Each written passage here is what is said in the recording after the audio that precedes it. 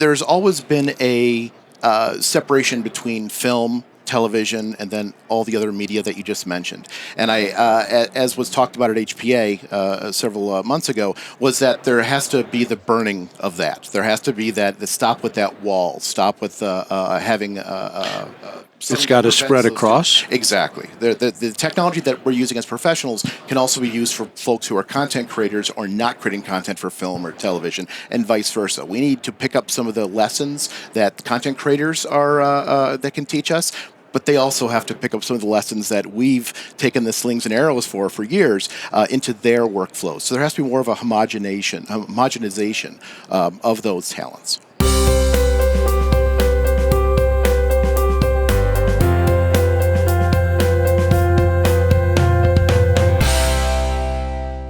Michael Kammes does not need an introduction, which is why I'm introducing him. He is the Senior Director for Innovation for Keycode Media, a pundit, an industry leader, a futurist, and an all-around good guy who I've enjoyed working with for the last 10 years. Michael, thanks for joining me. It's good to see you in person, Larry. It has been a long time. Tell me what you think the Senior Director of Innovation does. Just about anything I want, which Really? is a fantastic place to be in. But if I had to narrow it down, it's three main things. It's technical education of clients and then inside people inside Keycode Media.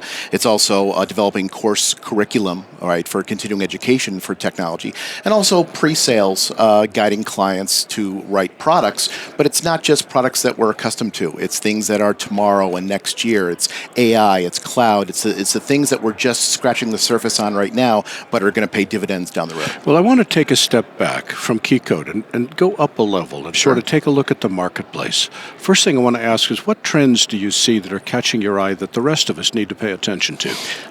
Generative AI has been the new hot sexiness, and it tends to cast a shadow over the more boring analytical AI. But analytical AI is what is enabling us to find faces. It's what's enabling us to get transcription. It allows creatives and just about anyone else to make actionable decisions on their media without having to generate new media. And I think analytical AI gets overlooked quite a bit when compared to Gen AI. Generative AI is creating stuff out of whole cloth, creating new images, whereas the rest of AI is really enhancing or simplifying tasks. One is replacing us, and the other is enabling us. Is that a safe statement? I like to think of it as Gen AI is new, and analytical AI is recap. It's what is seen and what is heard. That's what analytical AI is. And as creatives, we can make actionable decisions on whatever story we're telling if we're armed with more data on what's actually being heard and what's actually being seen in that frame. Well, one of the terms that I've heard earlier today is something called an AI agent. Mm-hmm. What is that? Well, right now, if you want to use something like ChatGPT, right? You're going on a website, ChatGPT, and you have all the models and all the different abilities wrapped up into one package. But that requires extensive hardware to run. If we move to an agentic AI workflow, it means you have task-based models, which can be much smaller, and then you have a larger AI agent that is then orchestrating or pulling the strings as to what agent does what for your task. And that means you can run it locally without having to invest in a lot of hardware or cloud costs. When you say run locally, aren't we still running an LLM, which is a large language model? Aren't we still running that large language model on our local system, which in most cases can't be done? There are several ones. DeepSeek, we've heard that come out earlier this year, and if we take away some of the security concerns, that can run local. There's a smaller variance that can run local on your laptop, and then you can use that to ask questions to help you with creative writing. Or when we have agents, it's to do individual things, like maybe translation just into this language, or just translation into this language. Do you need an AI that can translate into 100 languages? Most people don't need that. So you can go with a smaller model if you're just translating into one language. So that's just one example of how agentic AI with smaller models can work for you. Okay, so we've got one trend, which is agentic AI, which is not as easy to say as you would think. Mm-hmm. What other trends are you watching? There's the concept of top-down AI and bottom-up AI. And bottom-up AI is where it's inside your creative tool, like Adobe just announced MD Intelligence. That's great for that creative, but what about everyone else that creative collaborates with? They have to run media intelligence on their own system, right? So we then look at the top-down, which is getting AI for the entire facility to use, because the AI is looking at your entire storage volume. So I think a lot of people overlook the overarching top-down AI because they're so concerned with the AI inside their creative tool. Continuing in our look at trends, one of the things that you and I discussed when we did our video just before NAB a couple of weeks ago is that I tend to use the word media to imply traditional broadcast, television and cable. But media is actually a much bigger market than just simply traditional broadcast. There's all the social media and corporate communication, and as one guest said earlier today, all of corporate America is a video production studio. Where do you see growth happening in our industry? And I use industry meaning media production and post. Good question. Where do I see growth? There's always been a separation between film, television, and then all the other media that you just mentioned. And as was talked about at HPA several months ago, was that there has to be the burning of that. The technology that we're using as professionals can also be used for folks who are content creators or not creating content for film or television, and vice versa. We need to pick up some of the lessons that content creators are that can teach us, but they also have to pick up some of the lessons that we've taken the slings and arrows for years into their workflows. So there has to be more of a homogenization of those talents. One of the big buzzwords at NAB last year was the creator economy. It seems to me that we're all part of the creator economy. We're just creating different things. And suddenly we've got access to almost unlimited distribution and unlimited tools at a variety of price points. So is this speaking to your homogenization of the industry, that we can't be silos anymore? I would agree with that. I've never liked the term creator economy because it almost is separating. It's like saying millennial versus Gen X or Gen Z. You're putting a label on something which just differentiates it from somebody else. I don't know how many people I've met in my career that say, "Oh, I'm a filmmaker." Okay, but you're doing TV. Yeah, but I'm a filmmaker. Okay, I understand that. I completely get that. So saying creator economy almost is like saying, "Oh, you're new media." Right? You're not old media. And like digital publishing back before you were born. I heard about that. Yes. Was everything in black and white? Everything was in black and white. It was, I'll tell you a short story. I was working for a company that was doing digital publishing, and one of the big triumphs, absolute triumphs, was they finally figured out how to display color in print from a digital signal. And they were doing happy dances that we could not print color.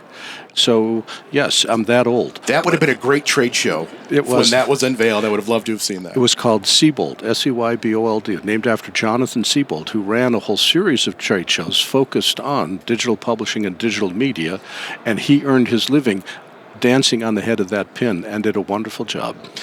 Content creators don't have that knowledge, Larry. See, that's why I hang around, to be able to educate people like you. Thank you. One of the terms that I'm hearing a lot is called repatriation, which is data which is stored in the cloud coming back down to premise.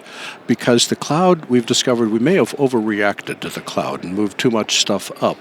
The cloud is giving us issues of data privacy, security, who has access, who has ownership, and the constant renting of storage space, which doesn't occur if we're storing on-prem. Are you seeing any kind of a long-term trend of a balance, more of a hybrid storage approach, where some stuff is in the cloud and more stuff is on-prem? Definitely seeing that. However, the one point I would debate is I'm actually not seeing a reduction in cloud storage. I'm seeing a reduction in cloud compute.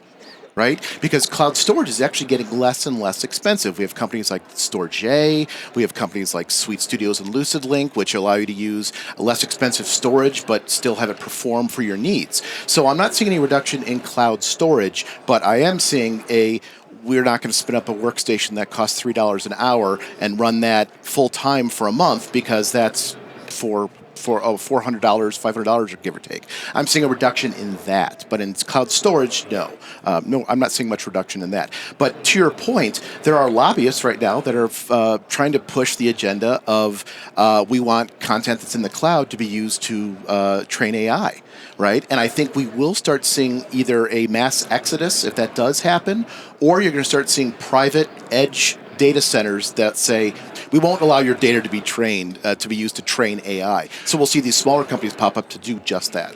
I think the AI training companies have done all of us a disservice by training on everything and then going back later and asking permission and acting surprised when content creators are saying, you shouldn't have trained on my material when I own it.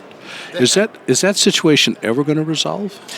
I think it will, and here's why. I believe that what we haven't looked at yet is an emerging cottage industry for specialty trained models. Think about it. If you were putting together a section of video and you want an automobile, you normally don't type in car. You type in 57 Chevy, right? You want a particular type. I would type in car. Yeah, okay. But you would type in a 57 because Chevy. Creatively, that's the image I want to have in whatever sequence I'm putting together. And most AI is trained on generic things, right? A car, a dog. So I think we're going to start to see a cottage industry of specially trained models that maybe you rent. Right? Maybe I'm doing a project on automobiles. I want to know every GM product ever released. Okay, there's going to be a specially trained model for that, and you can rent that for, I'm sure, a per month fee. I'm sure that'll be available at some point. Well, what would be the difference between that and a stock footage company that has taken photographs of every car ever made? There is no difference, just a different pricing model. Got it. If you were giving advice to someone, a student, deciding to get into media today, what would you tell them? That you have to incorporate AI tools. Period, end of story. It's just like 20 plus years ago when you could just be an editor, right? And then you had to learn motion graphics. You had to learn a little bit of audio. You had to diversify your skill set. And I think what we're seeing already is AI isn't replacing people. It's saying you can take on twice as much work in the same amount of time because you're going to get done quicker. So anyone that's coming up in the industry has to learn these tools and understand that these are assistive tools, not replacement tools. Unfortunately, there's not enough jobs to go around, and the jobs that are out there are being sucked up by Fiverr, or folks who have never been in the chair professionally, so they're commanding lower rates, which is dragging the whole freelance industry down in terms of pricing. I think it's slightly different than that. If I was competing against lower skills, that'd be one thing. But if I'm competing against equal skills, but at a different pricing level, that's hard to beat. I would agree with that. However, more so than going overseas, I'm more seeing, well, I'm going to hire this person who edits Instagram reels and TikToks to cut my video. And they're usually in the U.S. because same time zone, communication, that kind of thing. I'm not seeing as much go overseas, but it's younger folks who don't have as much experience and command lower rates domestically. And it's not going to get better real soon, is it? I don't know if it's ever going to get better, to be honest with you. There's no reason for prices to go back up, right? We had the VOD boom, right, over the past 15 years, which got everyone jobs, but there isn't a new platform, right? If suddenly spatial took off, great. That you need a special kind of person, special kind of hardware to be able to cut that. If there was a new viewing model somehow, right? I can't even conceive of one. Okay, that's a new platform. You have to create content for that. We don't have anything new. It's not 8K isn't going to do it. Spatial's not going to do it. So I don't know what is going to be the injection that our industry needs. This part of the industry needs. Yeah. It is a hard time. Mm-hmm. As always, I learn every time I talk to you. Thank you. Thank you, Larry.